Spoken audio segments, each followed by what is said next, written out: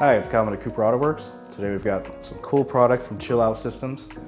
So we spoke with them when we were at PRI. We actually kind of discussed about how we've looked at other systems. If you're familiar with a cool box, you put ice in it, circulate some water through it. This is not that. This is totally different.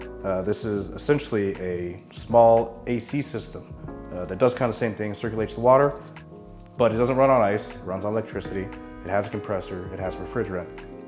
Which is what makes it really cool over those systems. You don't have to keep putting the ice in it, it just runs. So they sent us a bunch of stuff here. We talked to them about our requirements. Being in a rally car, we've got 2 drivers, as we need to keep 2 people cool. As I mentioned, this system just runs on electricity. There are a few other requirements for it though. It does require some airflow. You see these huge vents on the side. You do have to put some ducting in the car to keep that airflow going. They did send us some ducting here. Very nice ducting here. So this is carbon fiber. So this is what you're going to mount externally on the car to draw the air in. Along with that 4-inch fan, you should get plenty of airflow going into the box here. So again, this is carbon fiber. This is the plenum that actually goes onto the side of the cool box system here. And that's where you can duct your air in. As I mentioned, this does run off a coolant. So there's a cap here to fill the system up. They did provide their coolant formula. So just a bag of that, fill it up. We've got our 2 connections here. And from what they told us, this system, because it runs on coolant, is compatible with those cool suit shirts. So you might need an adapter, but you should be able to make those compatible. So if you already have cool suit shirts or other similar things, they should work with it. So if you have this mounted somewhere in the back of the car, rather than trying to use the buttons on it, they did send us remote control. So this can be dash mounted anywhere, just has a USB port on it. And then you control your temperature and turn it on and off just with this. Another cool feature, this does come with a mounting tray. This mounting tray does have some pins for you to be able to take it out. So if you have multiple race cars, or you have another setup, so you want to put this in, it's pretty easily removable. You still need all that same ducting. You still need to route power and all of that. But everything's pretty easy to connect, to disconnect. They designed it well for that purpose. They did send us some shirts here. So Chillout Systems does make their own shirts. These are the Club Series cooling shirts. If we take a look at them,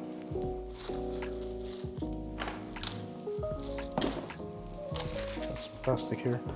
You don't really see anything on the outside of it. You can definitely feel the tubes on the inside. You can see the tubes coming off of it. You don't really feel, or you don't really see them show up. And these are their budget shirts. They are, lower cost compared to some of the higher end stuff. And one reason for that is these are not SFI rated. So if that is a concern for you, you want to move up to the pro level shirts. Those are SFI rated. They look more like a traditional cool shirt with all of the lines running through them. They also sent us an insulated cooling hose. This is the Y cooling hose, so this one actually splits off for 2 people. And various connectors, O-rings to go along with it all. So we're out here at the rally car. We've got everything installed. We've actually spent the last season running this system. I want to spend a little bit of time just showing you some of the challenges we had during the install and just give you some insight into how it performed throughout the season. So looking in the trunk of the rally car, you can see how we have this installed. Now everybody's going to install it a little differently. Every car is going to be just a little bit different. You do need to take a few things in mind when you install this. You have to have this ducting and you have to have it routed so it pulls in fresh air from outside. How you do that is up to you. What we ended up doing, we installed an aqueduct in the side window. We did it at the same time we installed the Lexan windows.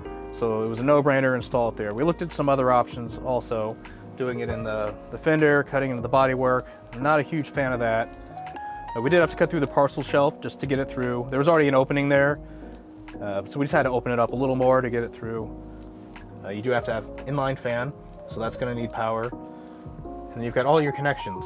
These connections are actually really nice. A lot of them are all quick connect, not a single drop came out of that. And that's actually the coolant line coming through. This is the full power line. This is actually a mil-spec connector.